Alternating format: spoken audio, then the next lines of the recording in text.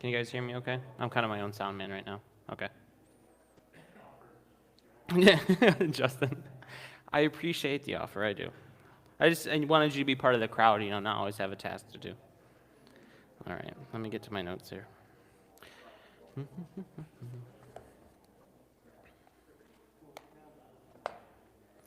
All right. So I want to thank everybody for coming today, even on live feed and everyone who might be watching from home. It can be hard at times to motivate yourselves in the mornings to wake up and not only come to church, but especially as Sunday school is a little bit earlier, to come and do that kind of stuff. And obviously, me spending time now prepping for this kind of stuff, I realize the work and everything that goes into a lesson plan and everything like that. So I appreciate even more the stuff that Peter has done over and over and over again, and Jeff and everyone else who's done a Sunday school lesson.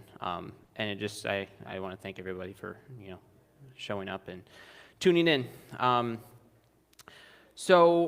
Last week we talked about contentment with our finances and what that really looks like and the different struggles and all that. There actually will be a little bit of reverting back to that with this lesson, just kind of taking some small examples from there.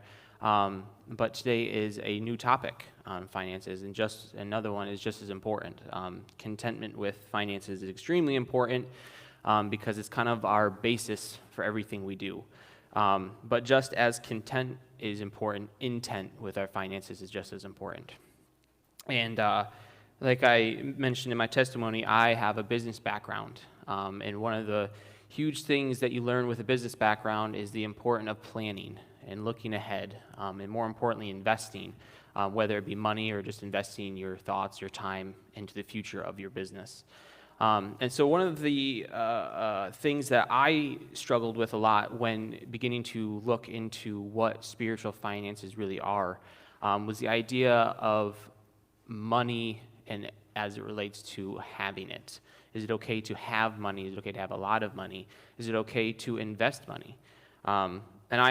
Like I said, I probably up until this lesson was something that I don't know if I could have given a straight answer on, because there are plenty of passages in the Bible that talk about not storing up treasures for yourself, which I think is pretty clear, saying that it's not great to use your money and store it up for yourself.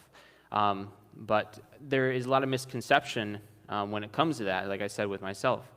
There are a lot of people and Christians who believe that to be a true follower of Christ, you need to live with little in poverty, because, like I said, God calls us not to store up treasures for ourselves. But God does not call us to live with little, nor does he call us to store up treasures for ourselves. But the one thing he does call us to do is to be a good steward. So today we're going to talk about what being a good steward is all about.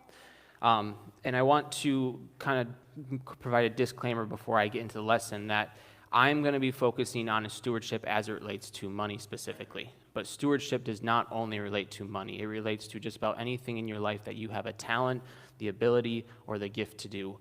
God gives us all different interests and different abilities, and we are each stewards of what that is. And so I'll touch on that a little bit more as we get going. But like I said, I'm going to be focusing on money because roughly 6% of the verses in the Bible talk directly about money or possessions. And roughly 11 out of the 39 parables that Jesus taught about were about money and how we should handle it. So the topic of money and possessions in the Bible isn't brought up because it's a sin. However, it can lead to a life of sin if we're not careful. They are brought up so much because God uses money as a tool to test our abilities, just as other things that he provides us and calls us to be stewards with. And he uses them as a test, and he wants to see what our abilities are and as they relate to our faith. And so this is where the idea of stewardship comes in. And the job, the role as a steward is old as creation is itself. Adam and Eve were the first stewards to ever walk the earth. God created the earth, as we know, and everything in it in 7 days, right? Or I guess 6 days, he rested on the seventh. But he is the owner, he's the designer, the architect. And even though he created the world and has the full capacity to run everything within it, he chose to make man in charge of what he created.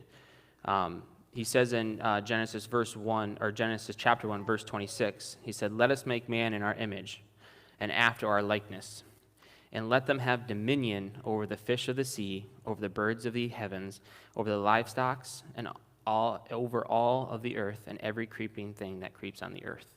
And I want to focus on the word dominion there. The word dominion means to have rule or controlling power. So like I said, when God created the earth and he said it was good, he wanted to create man to give them dominion, to give them control over what he created. But even though they were given this rule or control over creation, they still had to follow the laws that God put in place. And this is a perfect example in this situation was the law to not eat from the tree of the knowledge of good and evil. There was a lot of the main reason that God told them that wasn't necessarily to show ownership of what he had, but in a underlying foundation, it was a specification to him showing them that he was the creator of everything, and that they, even though had control, had to follow what he put in place. This can be seen in Genesis 2, verse 15, when he says, "The Lord God took the man and put him in the Garden of Eden to work it and to keep it." And the word keep there is not talking about to possess it, to have it. The word keep is used to in a way that means to cause to continue in a specified condition. So once again, God gave them specific ways that they needed to tend to his creation. He asked them or tasked them to be managers or stewards over that. And so this is, like I said, the idea of where stewardship came in. It wasn't something that was created, a couple chapters into the Bible or a couple hundred years into the Bible. It was created as soon as man entered the earth. That was their task when they got placed on this earth. So let's look a little bit deeper into the word stewardship itself. The Greek word, or the word stewardship, comes from a Greek word called okinamos. And you can break it into two different things. The word okio, or okio, I guess I don't really know how to pronounce it. I'm not fluent in Greek. And the word namas. So the word okio means house. And the word namas means rule or law. So the way that's being used is exactly how they break it up there, household manager. The important thing to notice here is that a steward is not the owner. They do not have any title or deed or anything to the house. They are tasked specifically to manage it. And to bring this definition into relation to our faith and what it means in finances is we are stewards of God's house. And he's chosen us to manage his creation and his treasures. Just as Adam and Eve were tasked with keeping the garden, not owning it, but upkeeping it to his specified condition, we are tasked with keeping the possessions that he has provided us. He has placed us on this earth that he created and provided us tools. Like I said, money is a tool. Your time is a tool. Your musical ability is a tool. Anything like that is considered a tool, and asked us to watch over them. I heard a great example of a way of thinking of living in God's house from a sermon I listened to this week. He talked about God being the parent and we are the teenagers. So in this example, he said that obviously God is the parent, the earth is the house, and we are the teenagers. And I obviously can say that we've all been teenagers, and some people might have grown up and have the pleasure of parenting teenagers. Luckily, my parents aren't here today, so they can't say anything. But just as many of us know, just as a parent provides a house for the teenager, God provided us with a house. And just as, he has given us physical possessions that we need, so does a parent give physical possessions that their child needs. But we often have to remind them that, or remind teenagers, I can't sign them because I don't have a teenager, but you have to remind them that it is your house and that you allow them to live there and that they have to follow your rules based on that. And the same is as it relates to God and his house and us living in it. We are merely here. He allows us to live here. He has given us this ability to live in his house. He has given us everything we own. But stewardship is not just upkeeping or maintaining. It is merely just one half of it. Stewardship is the protecting, which I would consider the managing and maintaining, but also the expanding of the resources of another. To put this a little bit more in context of everyday lives, would be when you borrow something from another person, a tool, I would say cooking material, but if you borrow that, usually use it and don't give it back.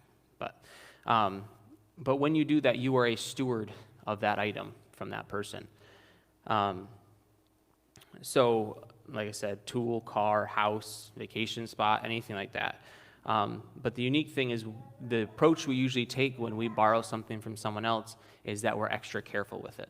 We tend to treasure that almost more than our own stuff because we know we have to give it back, and we don't want to give it back worse than when we received it. Which got me thinking about that idea. And I remember my grandfather telling me about his dad, my grandpa Widrick. And he said that when he was younger, he would see his dad, when he borrowed tools for the farm, he would take them and use them for what he needed, but when he returned them, he often would replace items on them that were broken that he didn't break. And this was the idea of returning something in better condition than when he received it. Which, I can think of, if a shovel needed a new handle, that's pretty simple, but if you're borrowing a tractor or a trailer or something like that, it can be pretty extensive work depending on the fix. But the unique thing is my grandfather has lived this way. I've seen it in his life, and I've seen it in my father's life. And I always thought that this was just a nice thing that they did because, they're kind. And in a way it was. But that idea of borrowing and returning in a better condition is deeper than that.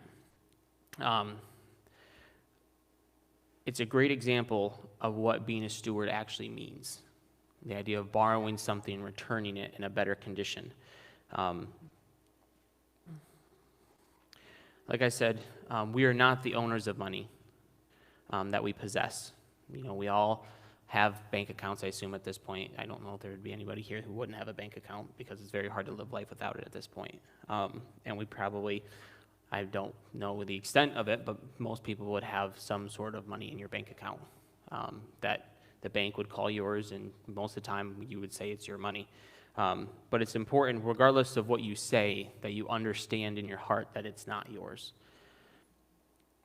I lost my spot.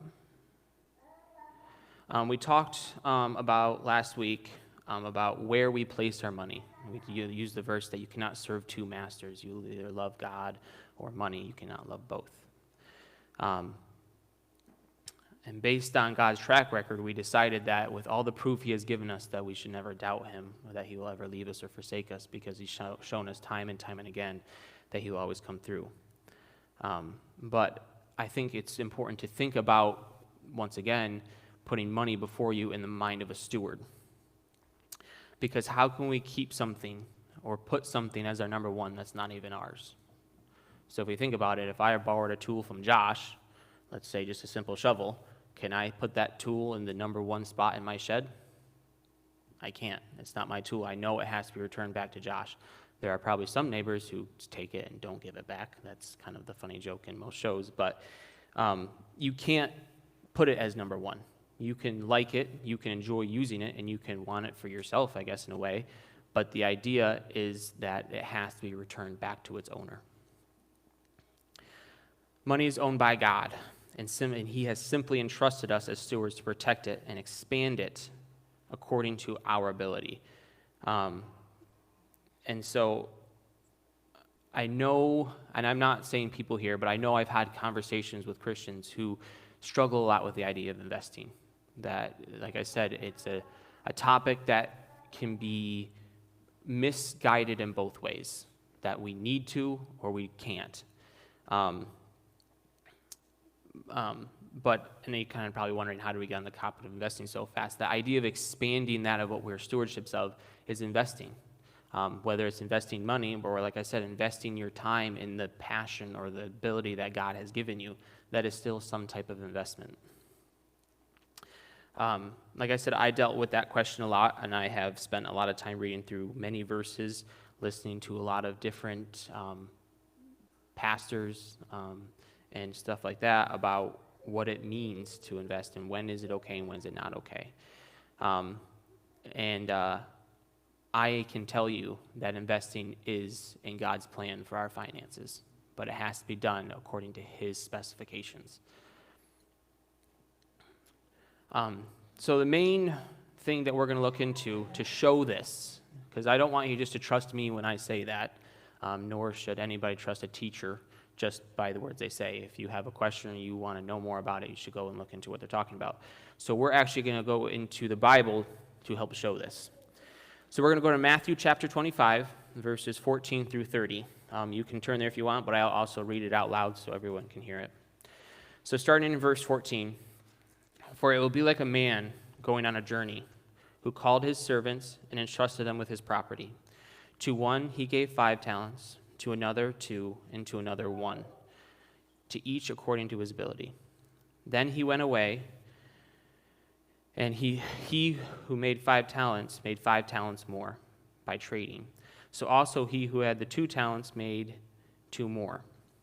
But he who had received the 1 talent went and dug it in the ground and hid his master's money.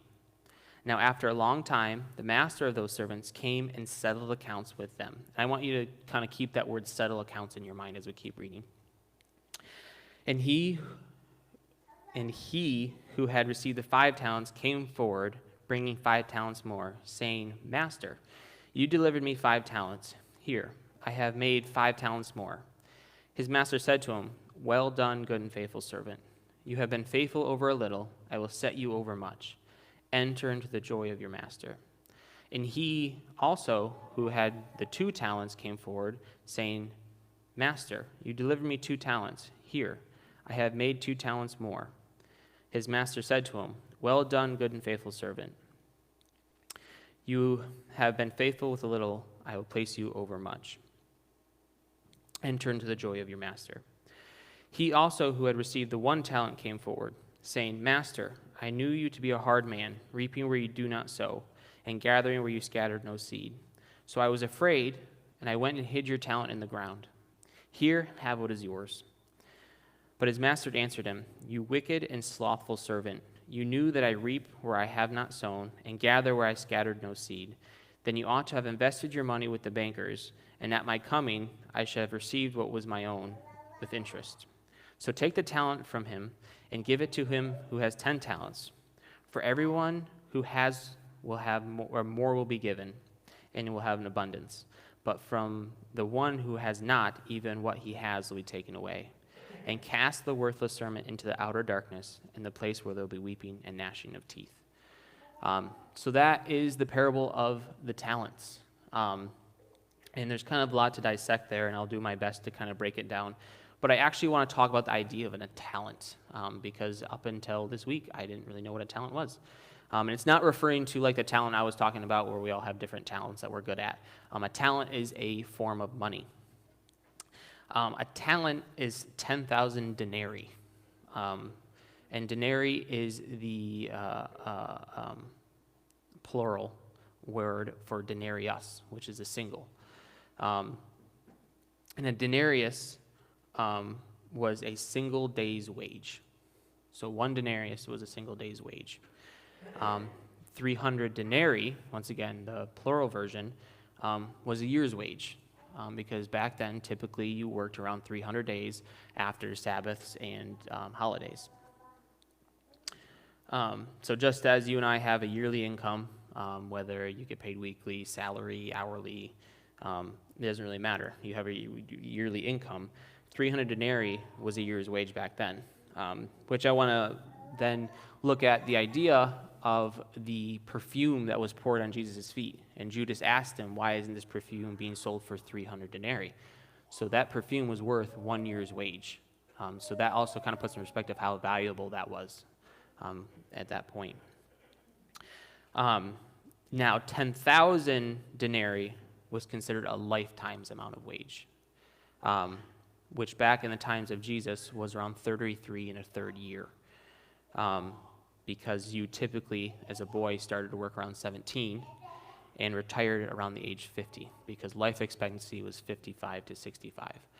So 10,000 denarii were a lifetime's of wage, what you would equate to if you worked your whole life.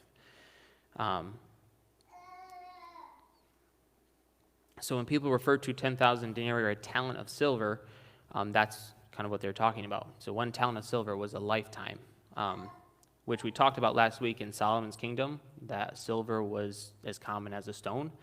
And I'm sure the value or the currency probably wasn't the same in the 2 time periods, but that also shows how well Solomon did and just being a steward of what God gave him even. But to go a little bit further, a talent of gold is 10 times that of silver.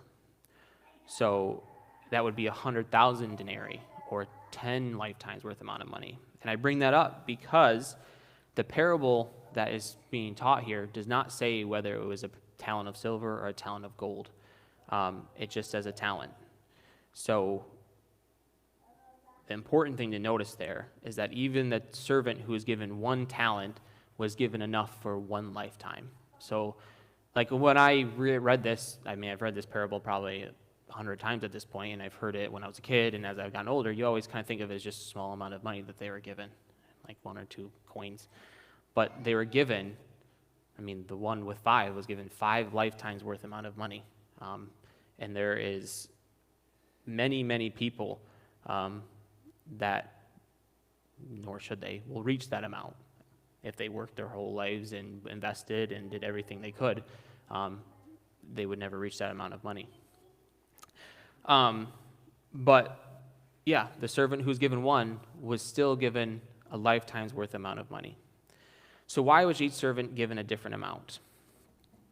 Verse 15 says, to one he gave 5 talents, to another 2, and to another 1, each according to his ability. And that answers the question right there. Each servant was given a different sum based on their ability. And once again, I'm going to revert back to this. I don't want anyone thinking that if you don't know a lot about money, or you don't know about investing or anything like that, that you're not useful as a steward. I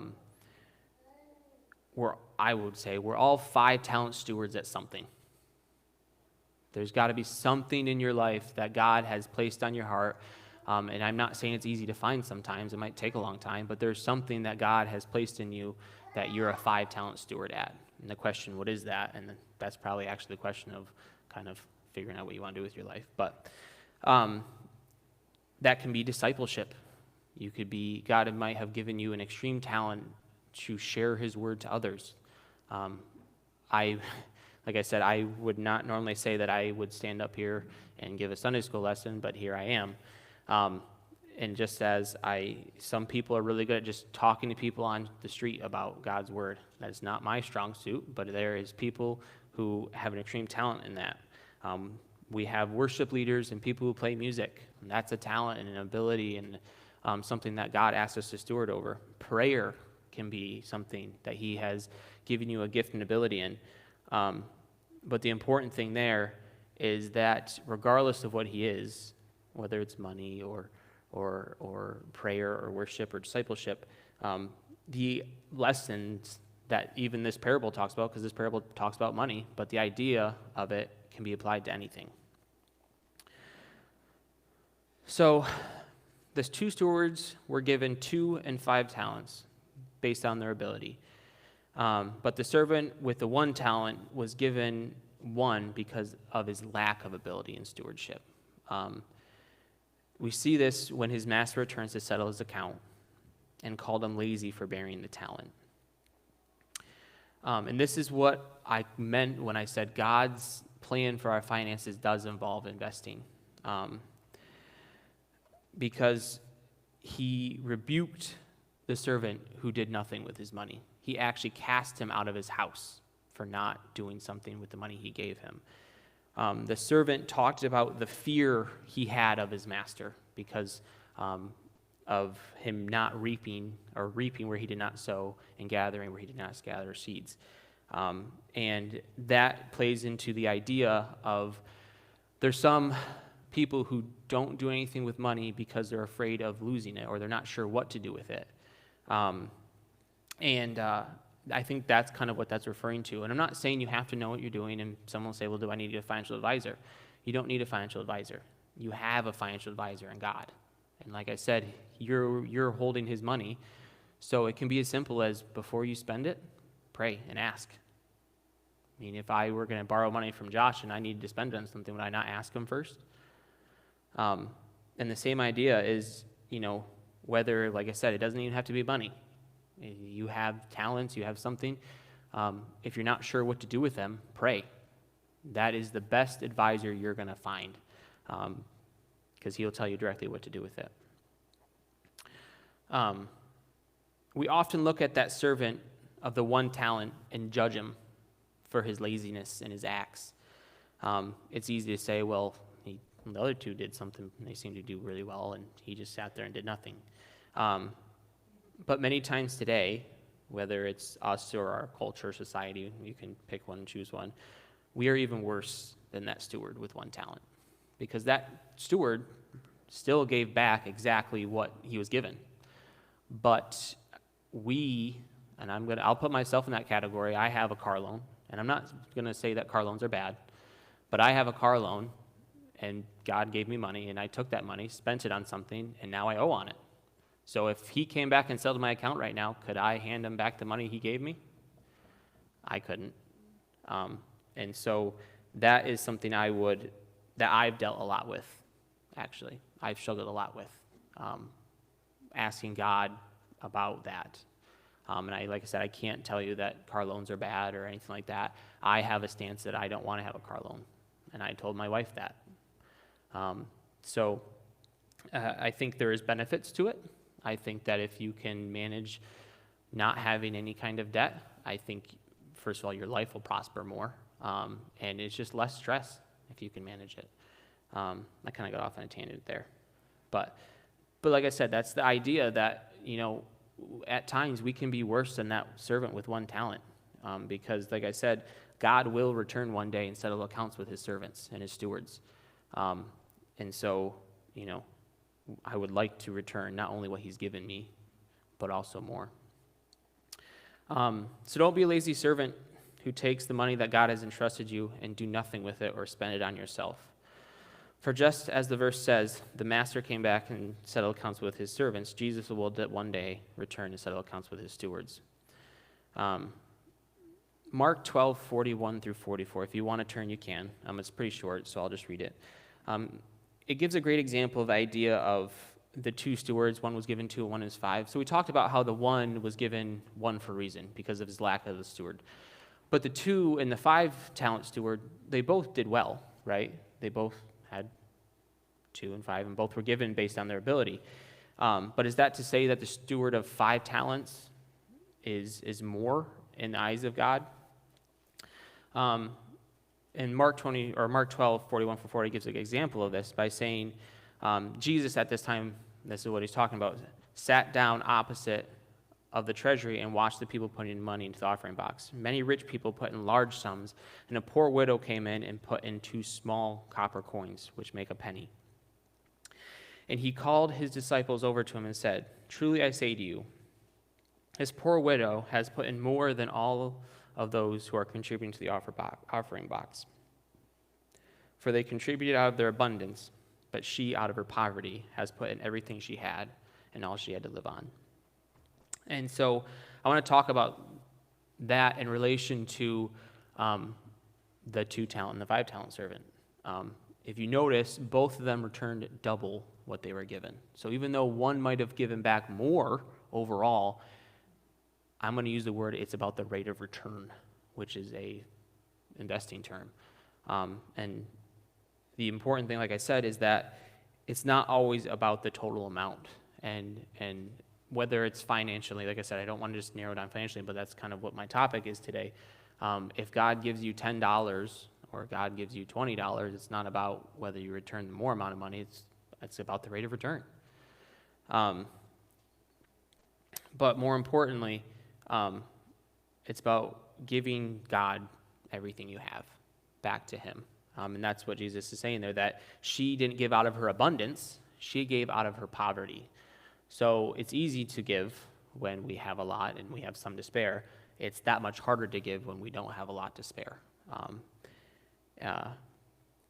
So she may not have given a lot physically in amount of money, but she gave everything she had to live on, but also she gave everything she had spiritually, saying to God that I give you everything. And once again, this relates back to last week, trusting that it will be taken care of. My hope in this lesson is that we take this job as a steward, as a manager, very, very important. I used the wrong phrase, but it's very important. Because the Bible says that beyond the reward of eternal life that we get when we ask Jesus to be our Savior, we all will get that, and that's the reward that we'll receive. Jesus taught us that there is a unique reward for each of us based on our stewardship here on earth.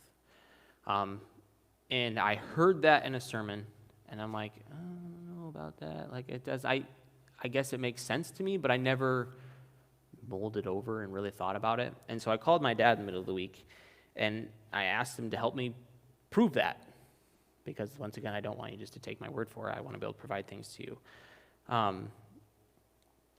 So this can be seen in the chapters and verses actually leading up to the parable in Matthew chapter 25. Matthew chapter 4 discusses the signs and the events that will lead up to Jesus' returns. Because the disciples ask him, what do we expect? What do we look for? And at the end of chapter 24, Jesus says that when he returns and finds his servants doing good, truly he will put them in charge of all of his possessions. And once again, this is not now. This is when Jesus returns, and those who have accepted him will be taken up to heaven. And at that point, he will put them in charge of all of possessions. But there's more. Then in chapter 25, the first two parables, because there are two parables in chapter 25, actually there might be three, I don't remember. They start off by saying, it will be like. And the important thing there, that phrase, it will be like, and I started that verse out that way, for it will be like a man going on a journey. He's referring to heaven. He's talking about when Jesus returns. For it will be like a man going on a journey. So once again, in that parable, when he says that, well done, good and faithful servant, you have been faithful with a little, I will set you over much. Once again, that's referring to what's going to happen when Jesus comes back. And then Luke 16, verse 11. So if you have not been trustworthy in handling worldly wealth, who will trust you with with true riches? These verses are talking directly about the individual reward that we'll receive based on our stewardship here on earth. And so I think, this is going to be kind of off track, not really, because I can't give you a verse, but I know it talks about that Jesus will look for people to feed his servants at the proper time. And I'm not really sure what that means overall, but there are jobs that Jesus or God, or when we get to heaven, will be assigned to those. And I don't know about you, but when I stand before my Creator, whether it's when he comes back or I pass and move to heaven, I want two things. I want to hear, well done, good and faithful servant. And I want to make sure I have done everything in my power while I'm here and he's given me the ability to be a steward to earn that high reward, whatever it may be. And I can't tell you what it will be, and I don't know if we ever will know until we stand there. But